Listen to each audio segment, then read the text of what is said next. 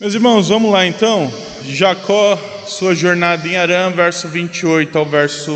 capítulo 28, verso 10 até capítulo 30, verso 43. Primeira divisão que eu quero trazer para os irmãos está do versículo 10 ao versículo 17 do capítulo 28, que é a visão dos céus que Jacó teve. Então lembra, Jacó sai de casa. Semana passada a gente terminou nisso, ele sendo abençoado por Isaac, indo até Harã, e aqui a gente começa a nossa aula hoje falando do começo da jornada, e nesse começo de jornada, ele tem uma visão dos céus. Então, versículo 10 ao 17, eu quero ler com os irmãos, dessa visão do céu que Jacó tem, e diz assim: Partiu Jacó de Berseba e seguiu para Harã. Tendo chegado a certo lugar, ali passou a noite, pois já era sol posto. Tomou uma das pedras do lugar, fê-la seu travesseiro e se deitou ali mesmo para dormir. E sonhou, eis posta na terra uma escada cujo topo atingia o céu, e os anjos de Deus subiam e desciam por ela. Perto dele estava o Senhor, e lhes disse: Eu sou o Senhor, Deus de Abraão teu pai, e Deus de Isaque. A terra em que agora estás deitado, eu te darei a ti e a tua descendência. A tua descendência será como pó da terra, estender-te-á para o ocidente, para o oriente, para o norte e para o sul. Em ti e nas tuas descendências serão abençoadas todas as famílias da terra. Eis que estou contigo e te guardarei por onde quer que fores, e te farei voltar a esta terra, porque te não desampararei até cumprir eu aquilo que te hei referido. Despertado Jacó do seu sono, disse: Na verdade, o Senhor está neste lugar, e eu não o sabia. E temendo, disse: Quão temível é este lugar! É a casa de Deus, é a porta dos céus. Vamos lá, falar rapidinho sobre essa passagem. É uma passagem bem interessante, que é engraçado porque é o próprio Deus que se revela a Jacó. O próprio Deus, de modo voluntário, enquanto Jacó dorme, dá uma visão a Jacó, e Jacó então passa a... Então, sobre a passagem em si, eu quero destacar alguns pontos. A primeira é: Deus aparece de modo totalmente voluntário. Jacó não está esperando Deus aparecer, pelo contrário, Jacó está dormindo. Ele dorme no meio da viagem, porque é uma viagem longa, mais de um dia de viagem, e ali com sono ele põe uma pedra e dorme no meio do mato. E nesse momento em que ele dorme, Jacó então tem um sonho. Deus dá um sonho para Jacó. Durante o sonho ele tem essa visão, esse sonho de Deus, esse sonho dos céus, esse sonho da escada, num lugar que primeiramente não é identificado, mas que depois Jacó vai chamar de Betel, que é casa de Deus. Mais para frente ele vai dar esse nome. E é interessante porque até aquele momento o nome da cidade era Luz. Então tem registro no livro dos Juízes, deles falando assim: porque em Betel, que antes se chamava Luz, Betel passa a se chamar Betel por conta desse momento de Jacó com o Senhor, e nessa visão que ele tem da escada indo até os céus. Então ele identifica aquele lugar como sendo a casa de Deus, e por isso Betel, que é casa de Deus em hebraico. Não tem segredo, é literalmente casa de Deus em hebraico. É claro que a Bíblia apresenta antes o nome Betel. Então, por exemplo, quando fala de Abraão, ele fala que Abraão ficava entre Ai e Betel. Só que lembra, quem escreve a Bíblia foi Moisés, para um povo que ia entrar na terra prometida. Então eles conheciam a cidade como Betel já. Por isso que, ainda que no tempo de Abraão o nome da cidade não fosse necessariamente aquele, mas para o povo que está entrando na terra prometida, o nome da cidade já é aquele. Eu fiz a comparação aqui, se hoje eu chegar para alguém e quiser dar o endereço da sua casa, eu vou falar assim, não, porque o fulano mora no bairro tal, lá na Praia Grande. Só que se eu fizesse isso há 70 anos atrás, eu ia ter que falar assim, não, porque o fulano mora no bairro tal, lá na cidade de São Vicente. Então, para quem está entrando, o nome da cidade já mudou. A passagem com Jacó já aconteceu.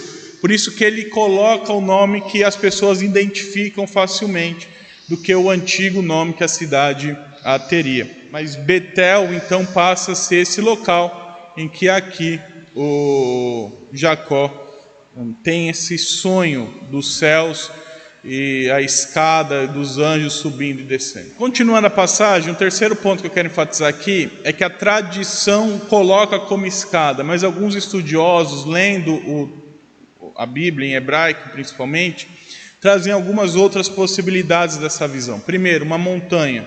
É como se Jacó tivesse visto o subir de uma montanha até o céu e não necessariamente uma escada com degraus.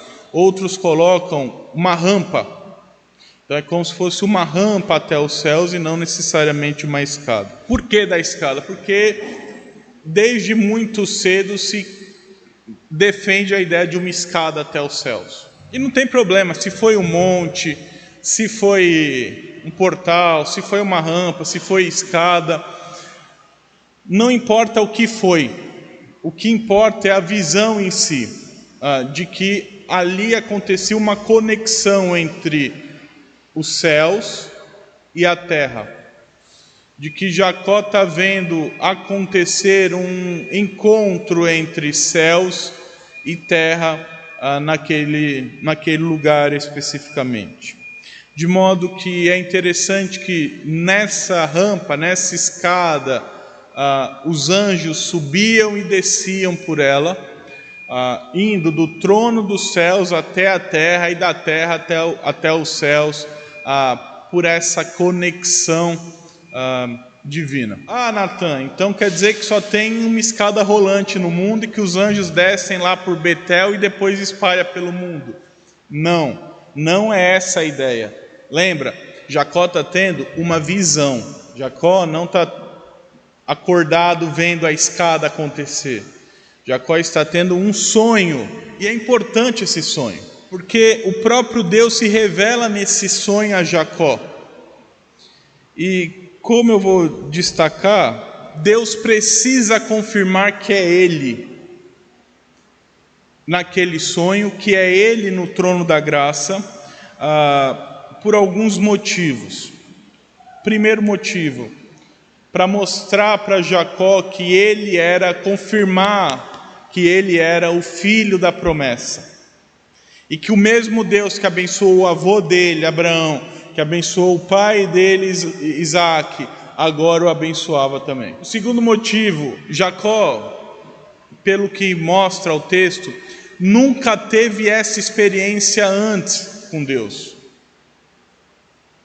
Nunca tinha visto a glória de Deus tão claramente assim. Até por isso essa visão marca bem claro e Deus deixa bem claro que é Ele ali se revelando e que é Ele mandando os seus anjos para a terra, mandando os seus anjos para Jacó, através dessa escada que chega até Jacó. Por que é importante esse sonho também? Porque Jacó está indo para uma terra estranha, e Deus vai fazer promessas para Jacó. Então é como se ao ver a glória de Deus, Deus quisesse mostrar que tem autoridade para fazer cumprir as promessas que fará para Jacó. Olha, quem está prometendo para você, é como se ele dissesse assim, quem está prometendo para você que é o Deus do seu avô, o Deus do seu pai, o Deus da glória e o Deus que cuida de você, enviando os seus próprios anjos para cuidar de você. Então eu diretamente cuido, e é interessante que a escada leva direto ao trono da graça, ao trono de Deus.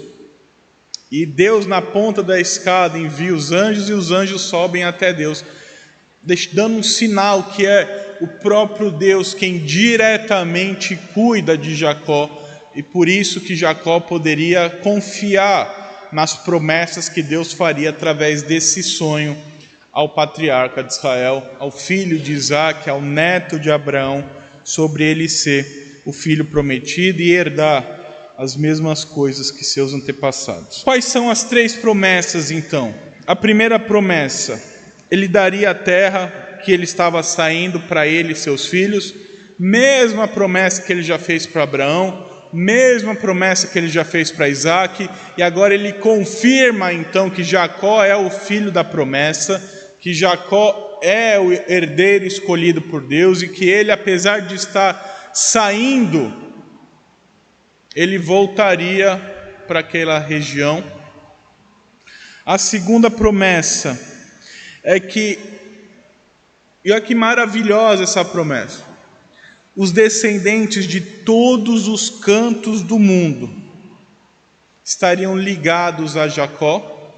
Então ele não teria descendentes só em Israel, mas em todos os cantos do planeta Terra ele teria seus descendentes, ele teria filhos, e através dele todas as famílias da terra seriam abençoadas. Vamos falar um pouquinho das promessas antes de entrar na terceira? A primeira promessa é uma promessa que já vem se cumprindo, de que aquela terra prometida seria a terra herdada por eles. Deus cumpre. Nessa segunda promessa é interessante ver como que a promessa de Deus já é messiânica desde sempre. Como que a promessa de Deus já engloba os gentios desde sempre. Por isso que a gente não pode acreditar em algumas coisas. Primeiro, não existem 2 igrejas. O plano de Deus sempre foi uma igreja, um Israel. O problema é que Israel não se limita pela carne, mas Israel é todo aquele que é filho de Deus. E todo aquele que é membro da família de Deus é filho de Abraão, Isaac e Jacó, e faz parte do Israel de Deus. É isso que Paulo fala em Romanos, que pela fé nós somos o povo de Deus. Nós somos esses descendentes de Israel prometido em todos os cantos do planeta. Os descendentes de Jacó dos cantos do planeta somos nós. Isso mostra o quê? Que sempre foi da vontade de Deus que a igreja fosse unida não pela nacionalidade dela, não por etnia, mas pela fé. Então não importa a origem familiar que você tem, não importa a etnia, não importa o local de nascimento, não importa, nunca importou. O que importa é a fé para fazer parte dessa família. O que importa é ter fé e crer no verdadeiro Deus, para então ser membro dessa família, a família da fé, que é a família de Abraão, Isaac e Jacó. A gente tem falado isso bastante ao longo das semanas aí com Abraão, Isaac e Jacó, agora com Jacó necessariamente, mas eu quero destacar isso sempre. As promessas de Deus, desde Abraão, não se limitam só à carne, mas são também espirituais. É claro que Deus abençoa carnalmente Abraão, então os descendentes de Abraão são numerosos, os árabes, os filhos de Ismael, os filhos das concubinas dele depois, das esposas dele depois, Isaac a mesma coisa. Só que Jacó a mesma coisa, só que a promessa do povo de Deus, que viria deles, é uma promessa não carnal, mas espiritual acima de tudo. Então, Jesus depois vai trabalhar isso, dizendo que não adianta só nascer em Israel para ser do povo de Deus. Você precisa ter fé em Deus, você precisa crer em Deus. Não adianta só nascer num pedaço de terra e achar que aquilo garante a salvação, porque não é, nunca foi assim. Tanto que os profetas, todos eles, Tem seções dos livros em que eles tratam outras nações, mas a maioria dos escritos proféticos é para a própria nação, condenando a própria nação e dizendo que aquela nação, se não se arrependesse e cresce, seria condenada por Deus à eternidade de sofrimento. Isso mostra de modo bem claro que sempre foi plano de Deus que a família da fé fosse unida espiritualmente e não carnalmente. Não importa se você nasceu lá, se você nasceu aqui, se você é descendente direto de Abraão, Isaac e Jacó, se você não é, o que importa é a fé no Deus vivo e verdadeiro. E a terceira promessa é que ele estaria com Jacó, guardando e abençoando e garantindo que ele voltaria para aquela terra. Então, talvez aqui mais importante, naquele primeiro momento para Jacó, de que ele iria para Harã, que Deus abençoaria, que Deus guardaria, que Deus garantiria que ele voltaria. E por isso talvez toda essa visão gloriosa para Jacó crer que de fato ele podia ir em paz, de que ele iria, seria abençoado e seria guardado pelo Deus da glória. Eu quero apresentar rápido para os irmãos um padrão da história de Jacó, que é um padrão que a gente chama de um quiasmo concêntrico. O que é um quiasmo? Quiasmo é um processo da poesia, é um estilo poético em que consiste em formar uma tese e uma antítese em ordem reversa. Então é como se eu falasse assim, Deus é bom e o homem é ruim. Isso é uma espécie de quiasmo. Existem vários quiasmos. Existe esse tipo antitético que é o mais comum, mas existe vários tipos. Um desses tipos aparece na história de Jacó, que é, se os irmãos repararem bem, qual que é o padrão que eu quero que você perceba aqui? Está vendo que antes de cada oração tem uma letra no alfabeto? Então tem um C, D, E, F. E depois tem um F com... Está vendo ali o F? Tem o F e do lado do F tem um trelzinho assim. Esse é o padrão que eu quero apresentar aqui. Qual que é o padrão concêntrico? Jacó foge. Jacó conversa com Deus, com os anjos e principalmente com o anjo do Senhor, com Deus. Ele chega em Harã. Qual que é o centro da passagem? E por isso é concêntrico, porque vai culminar em algo importante. A fertilidade das esposas de Jacó e a fertilidade dos animais de Jacó. Porque aqui ele vai formar a nação e as riquezas dele. Então volta no padrão. Se ele chegou em Harã, agora ele sai de Harã. Se ele conversou com anjos, agora ele briga com o anjo do Senhor.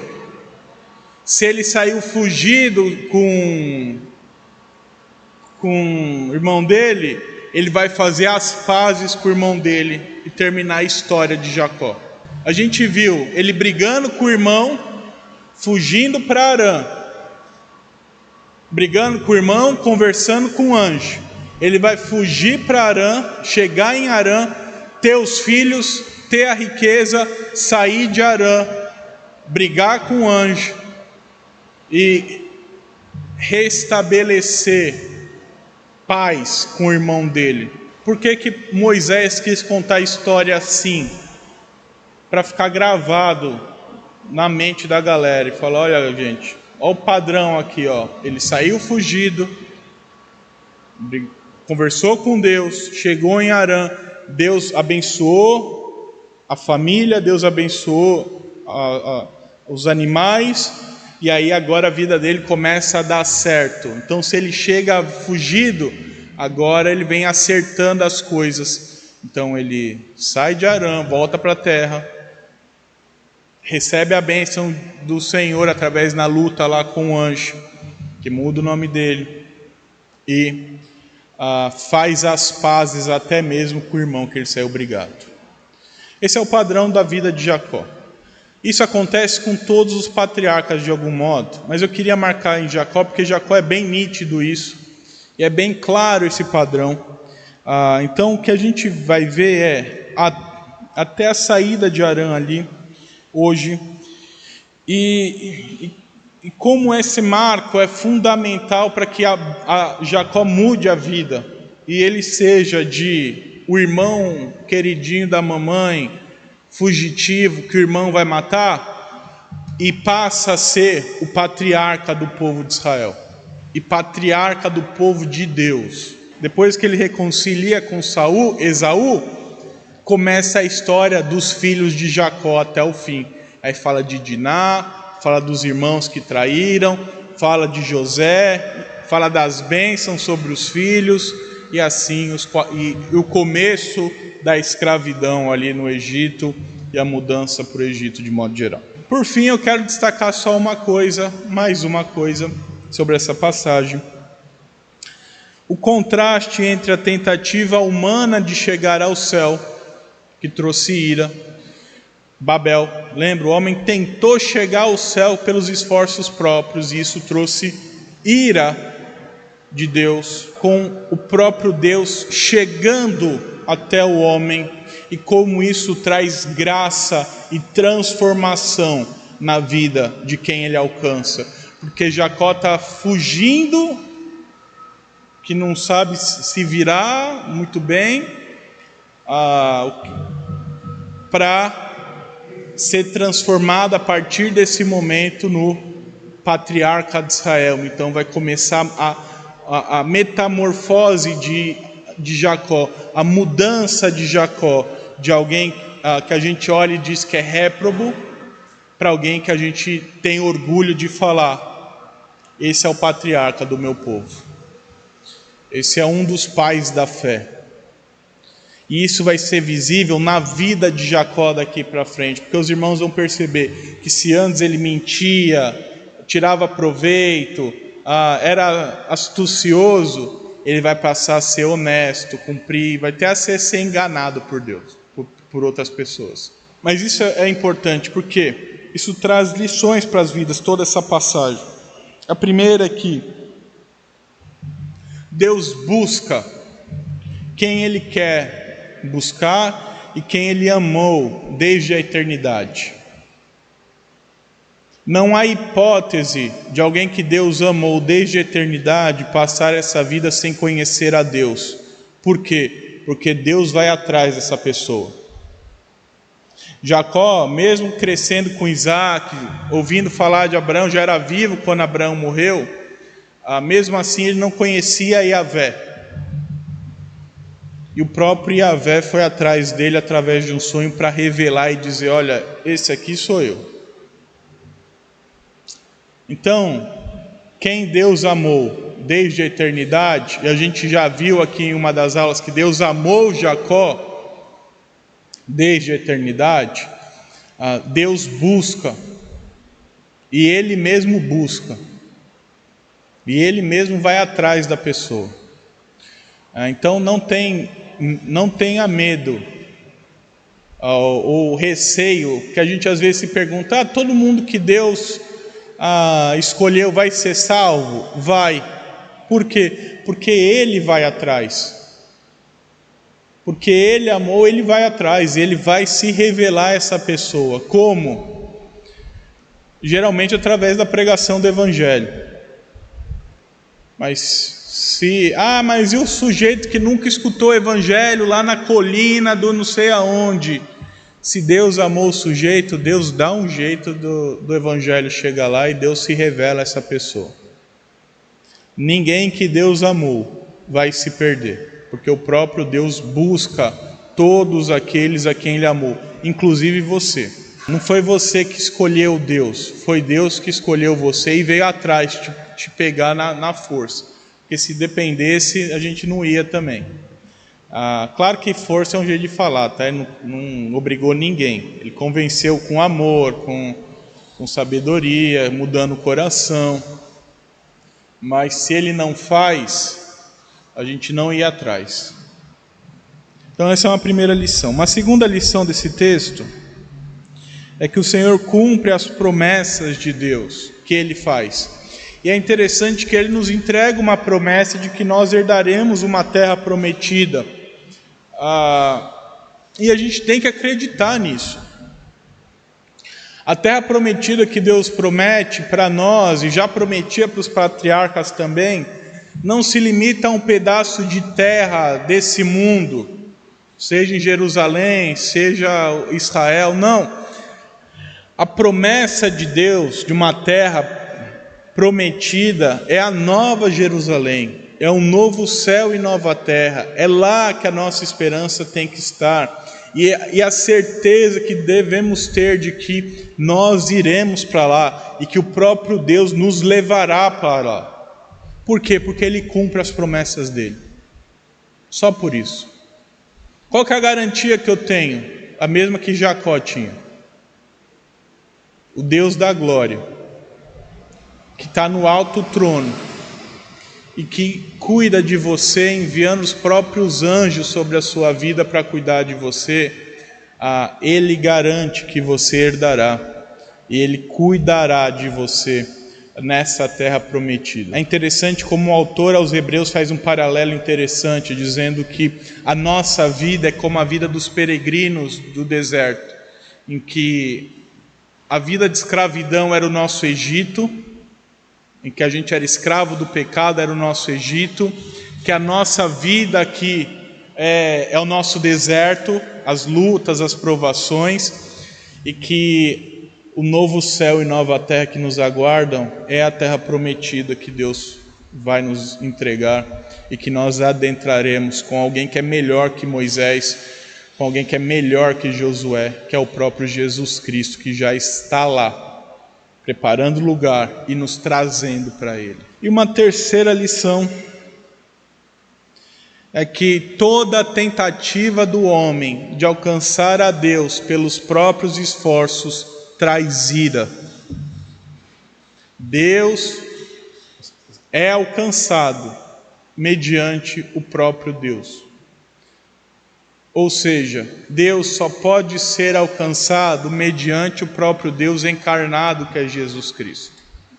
Mediante o próprio Deus que habita em você, que é o Espírito Santo. Não há possibilidade alguma do homem chegar até Deus pelos seus próprios esforços e méritos, porque isso só atrai a ira de Deus para ele. Mas aqueles que buscam a Deus mediante Jesus Cristo e o Espírito Santo, esses encontram graça e transformação de Deus na própria vida. Até por isso que ninguém consegue ser salvo pelas próprias obras. Pelo contrário, quanto mais a pessoa tenta alcançar a salvação pela própria obra, mais ela encontra ruína e mais ela encontra a ira de Deus. Que é impossível isso. A segunda parte aí que eu quero trabalhar hoje é sobre o voto de Jacó.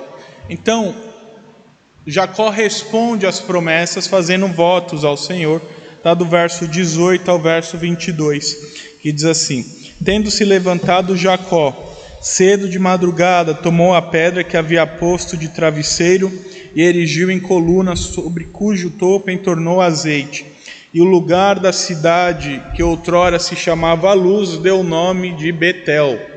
Fez também Jacó um voto, dizendo: se Deus for comigo, e me guardar nessa jornada que empreendo, e me der pão para comer, e roupa para que me vista, de maneira que eu volte em paz para a casa de meu pai, então o Senhor será o meu Deus.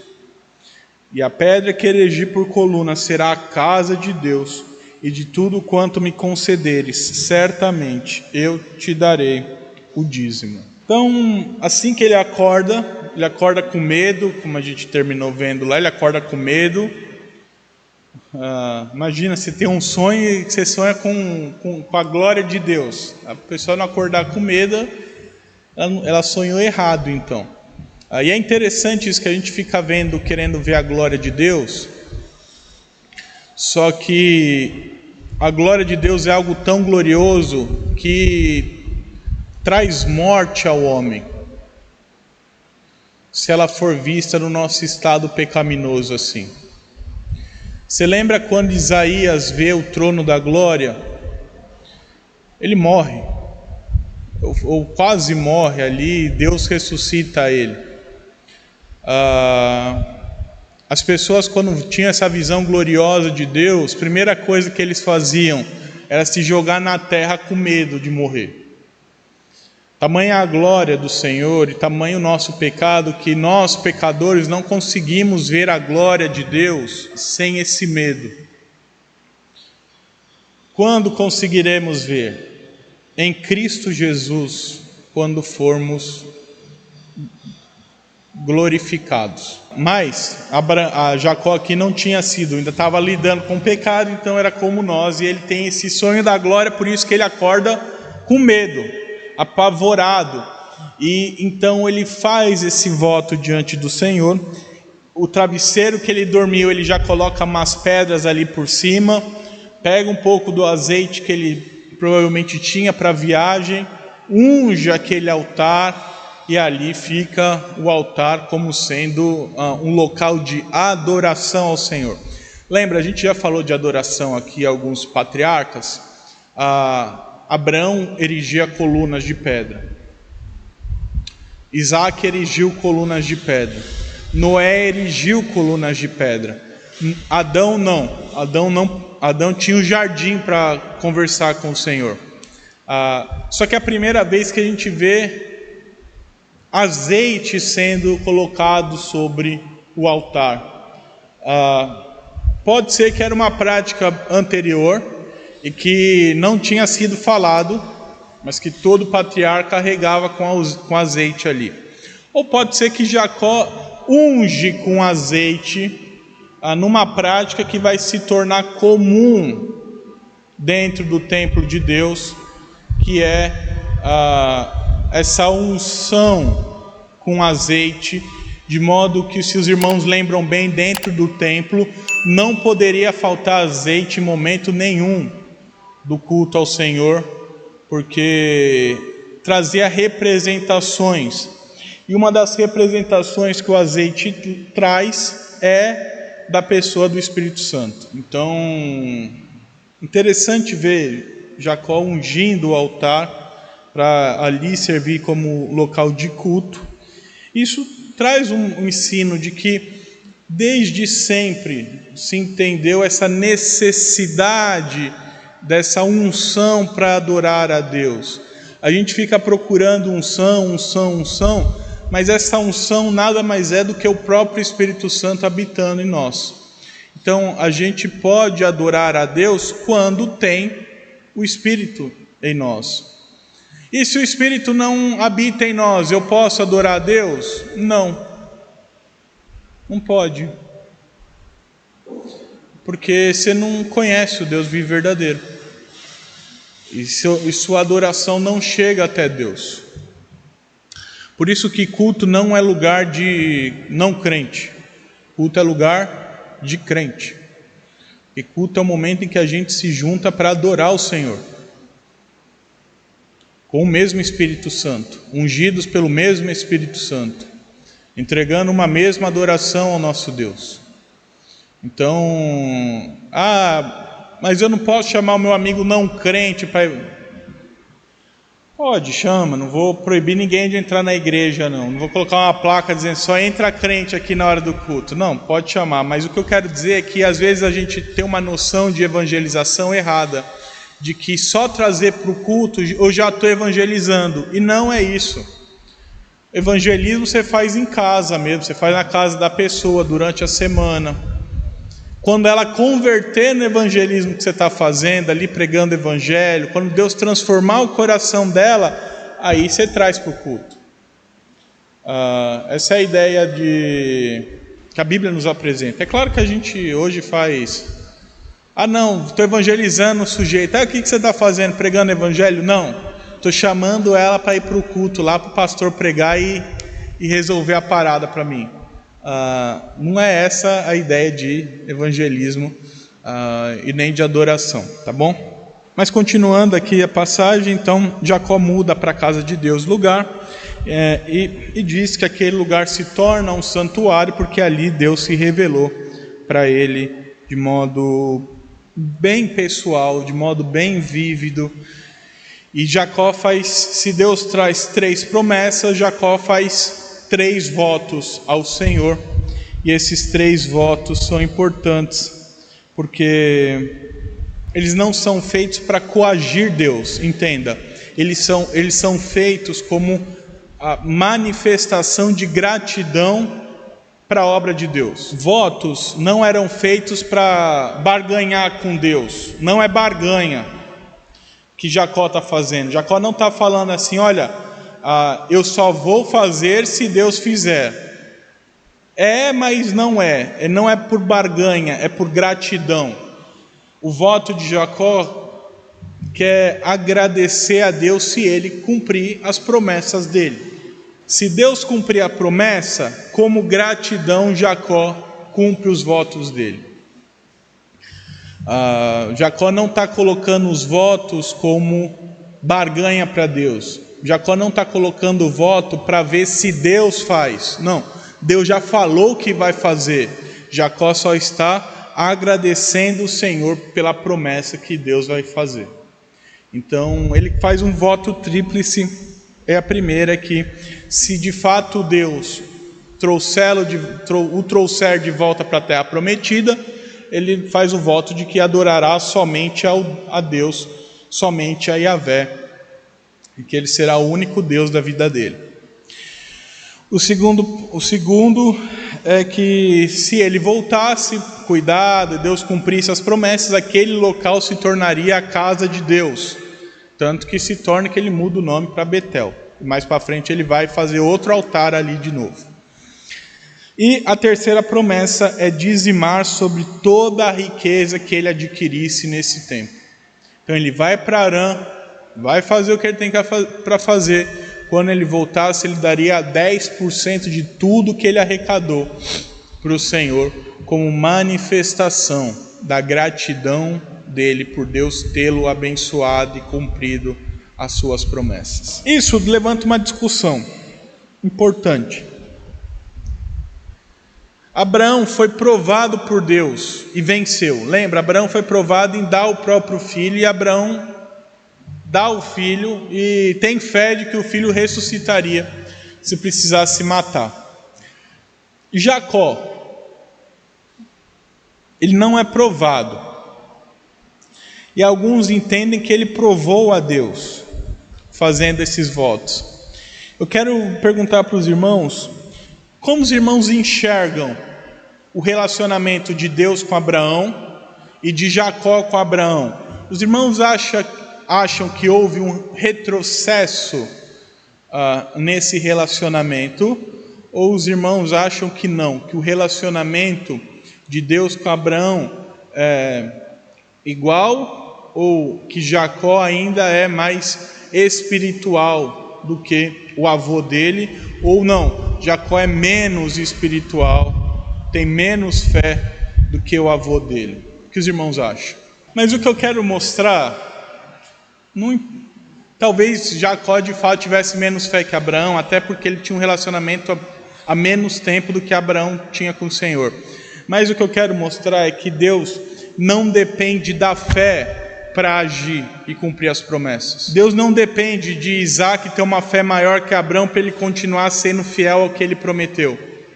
Deus não depende de Jacó ter uma fé maior que os dois para ele ser fiel. Deus não depende da sua fé para ele ser fiel às promessas dele, porque ele é fiel. A gente cantou aqui, tu és fiel, Senhor. Ele é fiel. Mas eu não sou fiel. É um pecado nosso, a gente tem que tratar, mas Deus não trabalha de acordo com a nossa capacidade de crer na promessa ou não. Porque se ele trabalhasse assim, meus irmãos, nenhum de nós estaríamos aqui. Porque todos nós, mais ou menos, já vacilamos na fé.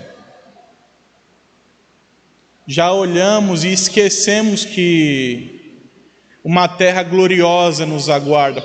Só um exemplo.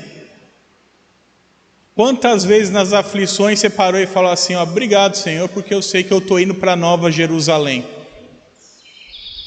Difícil fazer isso.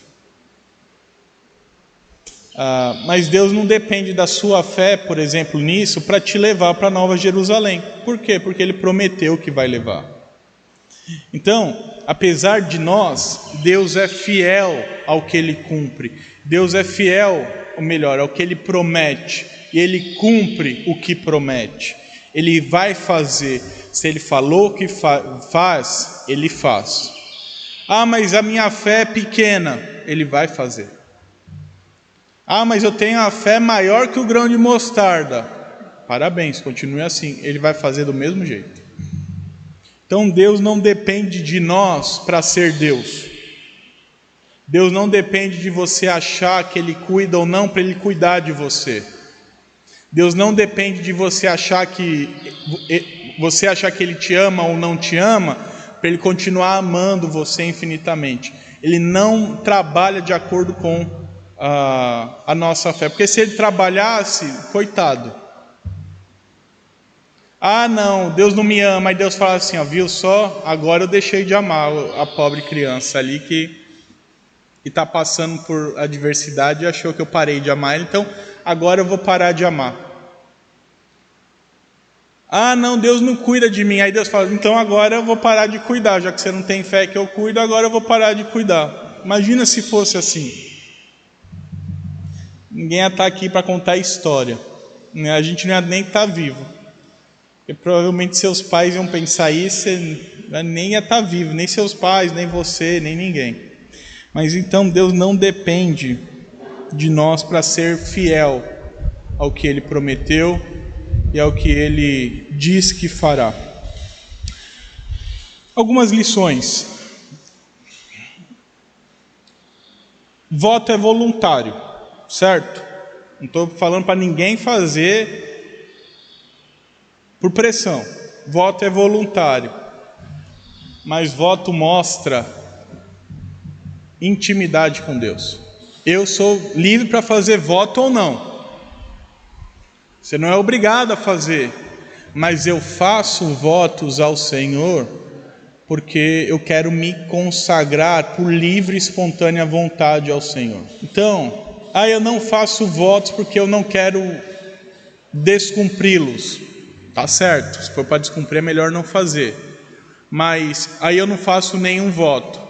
Cuidado, porque isso mostra que o seu coração não está querendo coisa séria com Deus. Porque se você não estiver disposto a abdicar de coisas pelo Senhor, mostra que talvez você não ame tanto assim o Senhor.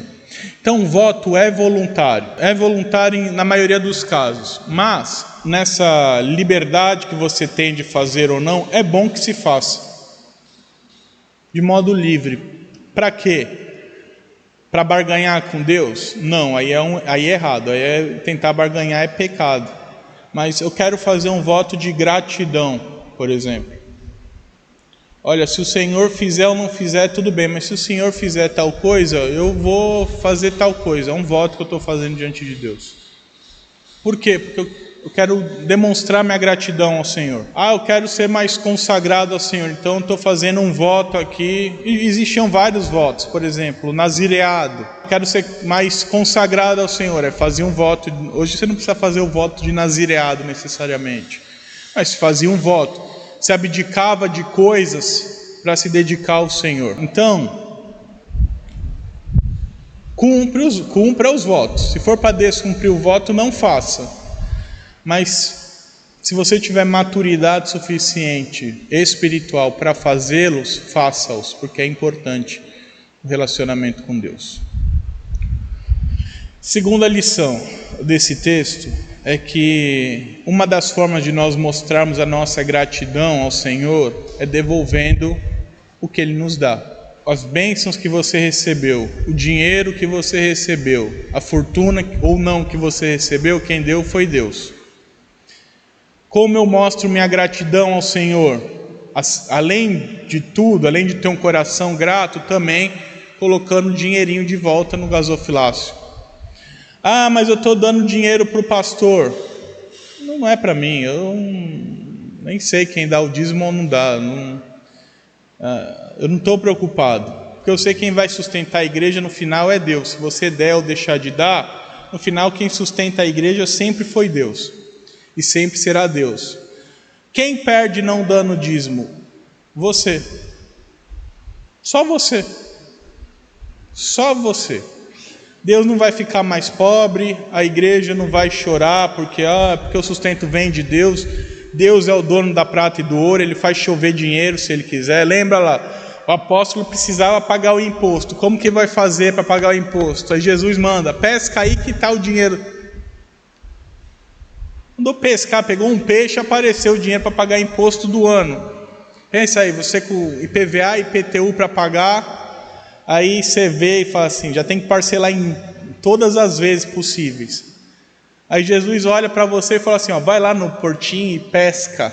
Não é pescar um peixe qualquer, abre a boca dele que vai estar lá o fardo de dinheiro para você pagar Foi isso que ele fez. Ou seja, ele é o dono do dinheiro. Ele não precisa do nosso dinheiro, porque ele é maior que isso. Também não estou pedindo para você depositar o carro na gasofilácio, tá? Isso daí é só a sinagoga de Satanás lá da Universal que faz. Não precisa também, mas o dízimo é uma manifestação de gratidão ao Senhor, além de ser do próprio Deus e requerido por Ele, porque é um jeito que a igreja se sustenta, é o jeito ordinário que Deus sustenta a igreja. Então, se você tem faltado na visita ao gasofilácio, pode voltar, porque Deus vai abençoar certamente a fidelidade do povo dele, e Ele não deixa faltar. É só perguntar para qualquer dizimista se já faltou dinheiro depois de dar o dízimo. Nunca falta. Chove dinheiro, mas não falta o dinheiro. Mas tem que dar o dízimo certo também, porque não adianta também, se sobrar eu dou. Aí não está dando, aí você só está... Se der lá um pouquinho que sobrar eu dou. Não, aí não é dízimo. Dízimo é a primícia da coisa. Pegar tudo e falar assim, de tudo que eu tenho, primeira coisa que eu faço, 10% é do Senhor. Tá bom? E é uma manifestação inclusive de gratidão ao nosso Deus aí. E algo essencial para a gente fazer. Eu acho que dá tempo. Vamos trabalhar o último ponto hoje. Aí o resto a gente deixa para a semana que vem. Tá bom? A gente vai... juntando aulas aí, mas hoje a gente vai falar até o casamento até o serviço ali de Jacó para Labão. Aí semana que vem a gente fala do casamento, dos filhos, dos animais e da saída dele. Começa a falar da saída dele, tá bom? Então, sobre o serviço de Jacó, eu quero que você acompanhe comigo a leitura do verso 1 ao verso 20 do capítulo 29, que diz assim: Pôs-se Jacó a caminho e se foi à terra do povo do Oriente. Olhou e eis um poço no campo e 3 rebanhos de ovelhas deitados junto dele, porque daquele poço davam de beber aos rebanhos. E havia grande pedra que tapava a boca do poço, juntavam-se ali todos os rebanhos. Os pastores removiam a pedra da boca do poço, davam de beber às ovelhas e tornavam a colocá-la no seu devido lugar. Perguntou-lhe Jacó: meus irmãos, desde onde sois? Responderam: somos de Harã. Perguntou-lhes: conheceis a Labão, filho de Naor? Responderam: conhecemos. Ele está bem? Perguntou ainda Jacó. Responderam: está bom. Raquel, sua filha, vem vindo aí com as ovelhas. Então lhes disse: é ainda pleno dia, não é tempo de se recolherem os rebanhos. Dai de beber às ovelhas e ide apacentá-las. Não podemos, responderam eles, enquanto não se ajuntarem todos os rebanhos e seja removida a pedra da boca do poço e lhe demos de beber. Falava-lhes ainda quando chegou Raquel com as ovelhas de seu pai, porque era pastora. Tendo visto Jacó a Raquel, filha de Labão, irmão de sua mãe, as ovelhas de Labão, chegou-se, removeu a pedra da boca do poço e deu de beber ao rebanho de Labão, irmão de sua mãe. Feito isso, Jacó beijou a Raquel e, erguendo a voz, chorou. Então contou Jacó a Raquel que ele era parente de seu pai, pois era filho de Rebeca. Ela correu e o comunicou a seu pai. Tendo Labão ouvido as novas de Jacó, filho de sua irmã, correu-lhe ao encontro, abraçou, beijou e levou para casa. E contou Jacó a Labão os acontecimentos da sua viagem. Disse-lhe Labão: de fato és osso e minha carne. E Jacó, pelo espaço de 1 mês, permaneceu com ele. Depois disse Labão a Jacó: acaso, por seres meu parente, irás servir-me de graça? Dize-me, qual será o teu salário? Ora, Labão tinha 2 filhas, Lia a mais velha e Raquel a mais moça. Lia tinha os olhos baços, porém Raquel era formosa, de porte e de semblante. Jacó amava Raquel e disse: 7 anos te servirei por tua filha mais moça Raquel. Respondeu-lhe Labão: melhor é que eu te dê, em vez de dá-la a outro homem. Fica, pois, comigo. Assim, por amor a Raquel, serviu Jacó 7 anos, e estes lhe pareceram como poucos dias, pelo muito que a amava. Jacó, então, na viagem, chega a um local ali de alimentação geral das ovelhas. Então era mais ou menos todos os pastores levavam as ovelhas ali para beber água. Esse grupo chegou antes dos demais, estava lá, e Jacó nunca tinha visto o tio antes na vida, nunca tinha visto Labão antes na vida, tanto que ele pergunta se aquele povo conhecia Labão, se aquele povo sabia quem era e se Labão estava bem. E é interessante que Labão, então, provavelmente era um dos pastores mais famosos daquela região, e o povo conhecia Labão, conhecia Raquel, tanto que dizem: olha, Labão está bem, e a filha dele, Raquel, está vindo aí com as ovelhas do pai, mostrando que Raquel, além de tudo, também era pastora do rebanho do pai e cuidava das ovelhas, algo pouco comum para a época. Enquanto todos esperavam, Jacó já abriu o poço lá. O problema é de vocês aí, com a regra de vocês, já abriu a boca da pedra lá, já deu de beber para os bichos de Rebeca. Tudo contrário que aconteceu com a mãe dele e com o servo de Abraão. Lembra lá, Abraão, o servo chega com os animais, aí a esposa, a Rebeca chega, vai, pega lá os 200 litros d'água para os 10 camelos e põe água lá para a galera. Aqui é o contrário, aqui Raquel está chegando e Jacó está pegando água para alimentar as ovelhas. E Jacó reconhece Raquel logo de cara. Talvez 2 hipóteses são levantadas aqui. Primeiro,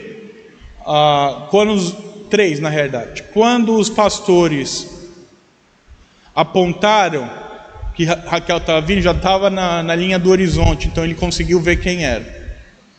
A segunda hipótese é que a mulher pastora era incomum. Então, quando ele viu uma pastora, ele já soube que era Rebeca. Terceira hipótese é que Raquel parecia com Rebeca. Elas eram tia e sobrinha. Então pode ser que Raquel parecesse aí com a tia dela e mãe de Jacó, Rebeca. Ou pode ser que os 3 aconteceram também. Ele viu lá vindo no horizonte a mulher pastora e viu que parecia com a mãe dele, então tudo aquilo já juntou.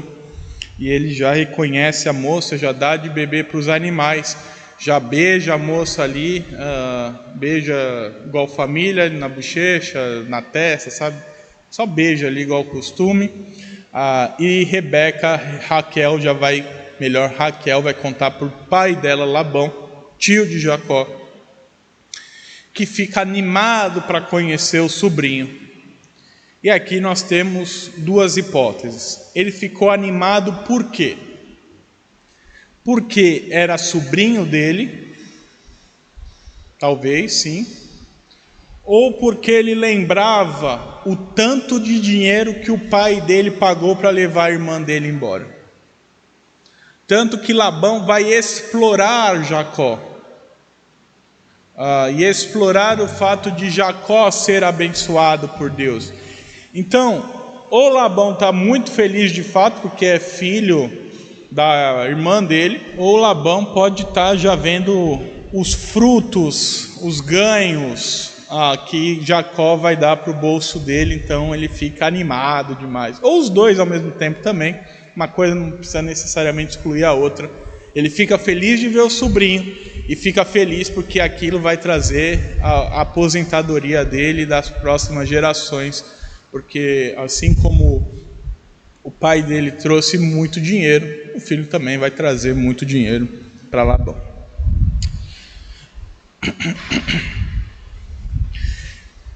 Dúvidas até aqui, irmãos? Tranquilo? Então, depois de um mês na casa do tio, contando o que aconteceu, contando o sonho, contando tudo, Jacó conversa com o tio pergunta qual o salário que ele quer para trabalhar ali para o tio. E Jacó então responde, mas que quer trabalhar por causa de Raquel, quer ter a mão de Raquel em casamento. Então, lembra, o dote para tirar Rebeca de casa foi em dinheiro. Jacó saiu sem nada de casa, então Jacó precisa trabalhar para pagar o dote de Raquel.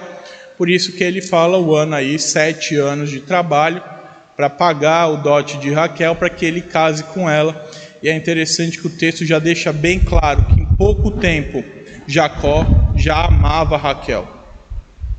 Eles se conheciam menos de um mês e Jacó já amava Raquel profundamente.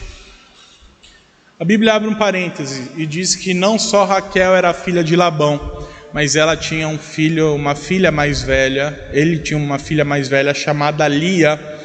E é interessante como Lia é apresentada como com os olhos baços.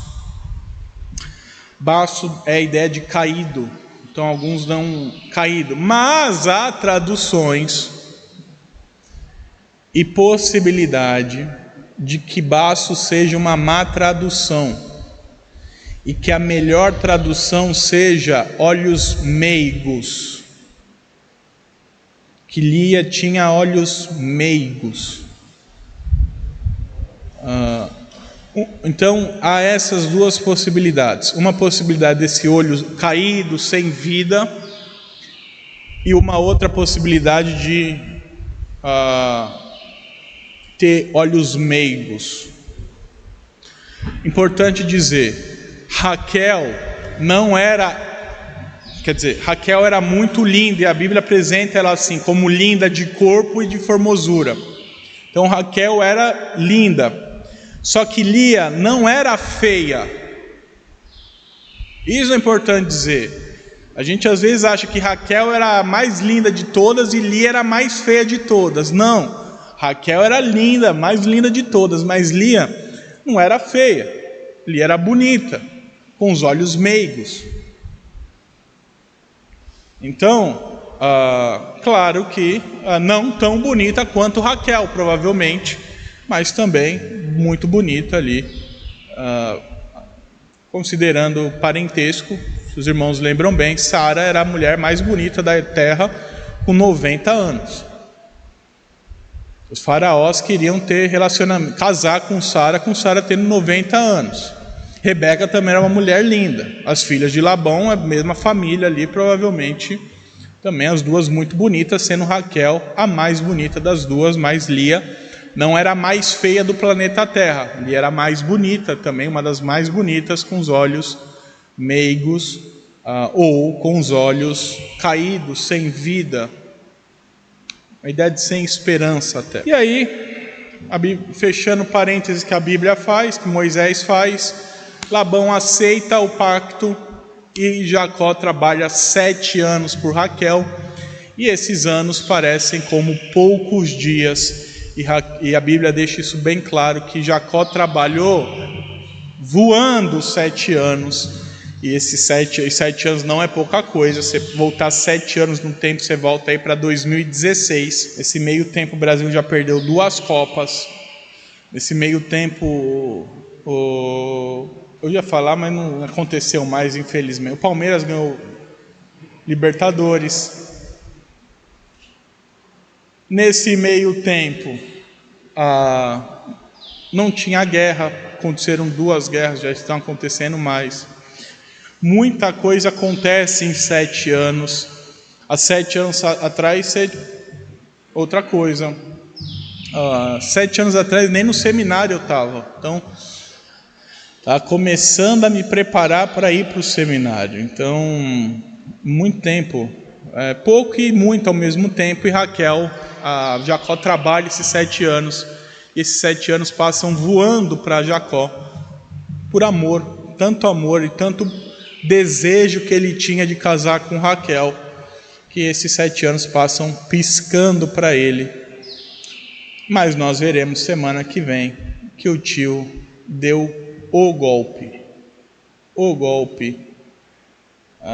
arquitetado durante 7 anos para cima do próprio sobrinho. Mas semana que vem a gente trata mais, que o nosso tempo acabou. Lição para a nossa vida. O texto é muito claro dizendo como Deus cuida de todos os pequenos eventos, e que se talvez Deus não tivesse cuidado para que aquele povo tivesse aquele hábito em comum de tomar água todo mundo junto, Jacó talvez demoraria muito mais tempo para conhecer o tio, para conhecer Raquel, talvez nem encontraria, porque ia ter que ficar perguntando: você conhece Labão? Você conhece Raquel? Ia ficar perguntando lá. Mas Deus usa até esses pequenos detalhes para a coisa, e Deus cuida também assim das nossas vidas. Então, cada minúsculo detalhe que acontece na sua vida tem um propósito maior que você às vezes não sabe, que você nunca parou para pensar. Por que a coisa aconteceu do jeito que precisou acontecer? Aí você fica pensando: mas para mim não faz sentido. Mas às vezes não é para você, precisou acontecer para você, para que outra pessoa fosse ensinada com aquilo e aquilo trouxesse bênçãos para um terceiro, e que essa bênção sobre o terceiro voltasse para você. Então, a gente não sabe como as coisas acontecem, porque a gente é limitado, mas Deus tem tudo nas mãos. Então, tudo que acontece para a glória dele. E tudo acontece por um propósito glorioso. E se acontece para a glória do nosso Deus, é também para o nosso bem. Também para o nosso bem. Então por que eu fiquei doente em 1954? Por quê? Talvez porque o médico precisou aprender aquilo, e aquilo foi usado com um terceiro que desenvolveu, e hoje você pegou alguma doença porque você pegou lá em 54, hoje está curado. Estou dando uma ideia absurda aqui, mas a gente não sabe todos os planos de Deus. A gente mal conhece o que acontece com a gente. Mal porque você conhece pouco do que acontece contigo. Só que Deus cuida de tudo, absolutamente tudo. Até do passarinho cantando aqui hoje, já estava dentro do plano de Deus, porque tem um propósito que glorifica o nome dele. Talvez ele chamando a parceira, vai ter um filhotinho, esse filhotinho vai voar, alimentar um bicho, o bicho vai alimentar outro bicho, vai alimentar outro bicho, vai chegar em você em algum momento, nos seus filhos aqui. A gente não sabe o plano todo. Essa é a beleza da coisa, porque a gente quer bancar Deus, só que a gente não sabe nem o que acontece com a gente. Quando que a gente vai ter ideia de tudo que aconteceu lá no Novo Céu e Nova Terra, que a gente vai olhar para trás e ver o plano completo e falar assim: obrigado, Senhor.